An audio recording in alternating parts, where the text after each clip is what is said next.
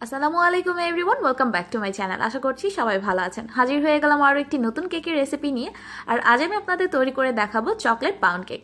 এই পাউন্ড কেকটা আমি তৈরি করব আটা দিয়ে, তাই যাদের ধারণা আটা দিয়ে কেক পারফেক্ট হয় না তাদের জন্যই আজকের এই রেসিপি। চলুন তবে দেখে নেওয়া যাক এর পুরো প্রস্তুত প্রণালী। এরকম আরও অনেক রেসিপির জন্য আমার চ্যানেল সাবস্ক্রাইব করতে কিন্তু একদমই ভুলবেন না। এই কেকটা তৈরির জন্য সবার প্রথমে শুকনো উপকরণগুলোকে রেডি করে নেব। এর জন্য বাটির উপর একটা চালনি বসিয়ে এর মধ্যে নিয়ে নিচ্ছি আধা কাপ পরিমাণ আটা। আমি আটা ব্যবহার করছি, আপনারা চাইলে কিন্তু ময়দাও ব্যবহার করতে পারবেন।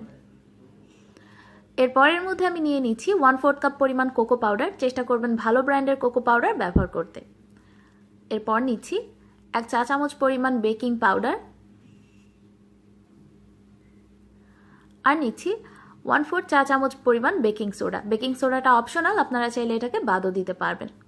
এবারে সব কিছুকে খুব ভালোভাবে একবার চেলে নিচ্ছি।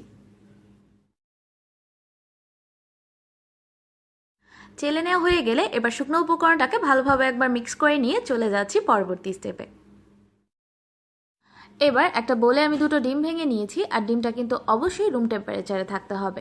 ডিমটা যদি ফ্রিজে থাকে 1 থেকে 1.5 ঘন্টা আগে নামিয়ে রুম টেম্পারেচারে এনে তারপরেই ডিমটাকে ব্যবহার করতে হবে। এবার এই ডিমের মধ্যে আমি নিয়ে নিচ্ছি আধা কাপ পরিমাণ চিনি। এখন একটা ইলেকট্রিক বিটারের সাহায্যে এই ডিম আর চিনিটাকে অনবরত ততক্ষণ পর্যন্ত বিট করব যতক্ষণ না পর্যন্ত চিনিটা খুব ভালোভাবে গলে যাচ্ছে আর ডিমটার কালারটা হালকা হয়ে কিছুটা ফোমি হয়ে যাচ্ছে। প্রায় 3-4 মিনিটের মতো অনবরত বিট করে নেওয়ার পরে এ পর্যায়ে চিনিটা খুব ভালোভাবে গলে গেছে আর ডিমটাও দেখুন কতটা ফোমি হয়ে গেছে। এবার এই ডিমের মিশ্রণের মধ্যে দিয়ে দিচ্ছি 1/2 চা চামচ পরিমাণ ভ্যানিলা এসেন্স। ভ্যানিলা এসেন্সের পরিবর্তে আপনারা কিন্তু 1 টেবিল চামচ পরিমাণ কফি ব্যবহার করতে পারবেন। আর দিচ্ছি 2 টেবিল চামচ পরিমাণ সয়াবিন তেল। সয়াবিন তেলের পরিবর্তে বাটারও ইউজ করা যাবে। এবার আগে থেকে যে শুকনো উপকরণটা রেডি করে রেখেছিলাম সেই শুকনো উপকরণটাকে 2-3 বারে অল্প অল্প করে এই ডিমের মিশ্রণের সাথে আমি মিক্স করে নিচ্ছি। শুকনো উপকরণটা একবারে কিন্তু সম্পূর্ণটা মিক্স করতে যাবেন না, সেক্ষেত্রে কিন্তু লাম্পস থেকে যাবে। আর এই কাজটা অবশ্যই কিন্তু একদম হালকা হাতে একটু সময় নিয়ে করতে হবে। 2 থেকে 3 বারে অল্প অল্প করে শুকনো উপকরণটাকে খুব ভালোভাবে ডিমের মিশ্রণের সাথে মিশিয়ে নেওয়া হয়ে গেলেই কেকের ব্যাটারটা একদম রেডি। এবার কেকটাকে বেক করার জন্য আমি এখানে একটা পাউন্ড কেকের মোল্ড নিয়ে নিয়েছি, আর মোল্ডের চারপাশে এবং নিচের দিকে তেল ব্রাশ করে নিচে একটা বেকিং পেপার বিছিয়ে নিয়েছি। আপনারা কিন্তু হিট প্রুফ যে কোনো বাটি বা মোল্ডেই এই কেকটাকে বেক করতে পারবেন। এবার কেকের ব্যাটারটাকে কিছুটা উপর দিক থেকে এই মোল্ডের ভেতর আমি ঢেলে নিচ্ছি। ব্যাটারটাকে কেকের মোল্ডে ঢেলে নেওয়া হয়ে গেলে এবার মোল্ডটাকে একটু ড্যাপ করে নিচ্ছি যাতে এর মধ্যে কোনো রকম বাতাস কিংবা বাবল না থেকে যায়। এবার কেকের ব্যাটারটার ওপর আমি কিছু কাঠবাদামের স্লাইস ছড়িয়ে দিচ্ছি। এটা সম্পূর্ণই অপশনাল, আপনারা চাইলে এটাকে বাদও দিতে পারবেন। আর কাঠবাদামের পরিবর্তে যে কোনো ড্রাই ফ্রুট ব্যবহার করতে পারবেন, চকলেট চিপসও চাইলে ব্যবহার করা যাবে। কেকটাকে বেক করার জন্য চুলা একটা প্যান বসিয়ে তার মাঝখানে আমি একটা স্ট্যান্ড বসিয়ে নিলাম। এবার প্যানটাকে ঢেকে দিয়ে চুলার আঁচটা মিডিয়ামে দিয়ে অপেক্ষা করব 5 মিনিটের মতো, এই প্যানটা ভালোভাবে গরম হয়ে যাওয়া পর্যন্ত।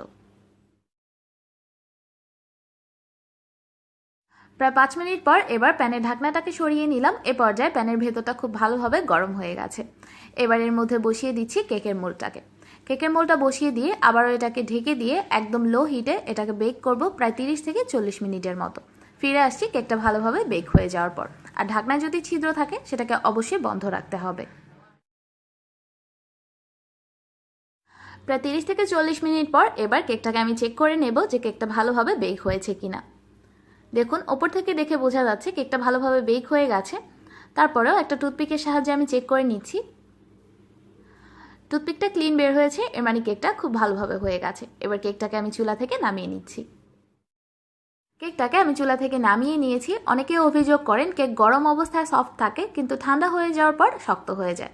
তাদের জন্য বলছি কেকটা চুলা থেকে নামিয়ে নেওয়ার পর একদম গরম অবস্থাতেই এরকম একটা পরিষ্কার কিচেন টাওয়ালের সাহায্যে অথবা যে কোনো সুতি কাপড়ের সাহায্যে কেকটাকে ঢেকে দেবেন। এতে করে ঠান্ডা হয়ে যাওয়ার পর কেকটা ময়েস্ট থাকবে আর শক্ত হয়ে যাবে না। কেকটা ঠান্ডা হয়ে যাওয়ার পর কেটে দেখাচ্ছি এই কেকটা কতটা সফট হয়েছে। আপনারা যারা মনে করেন আটা দিয়ে তৈরি করলে কেকটা একদমই হবে না, তাদের জন্যই আজকের এই রেসিপিটা ছিল।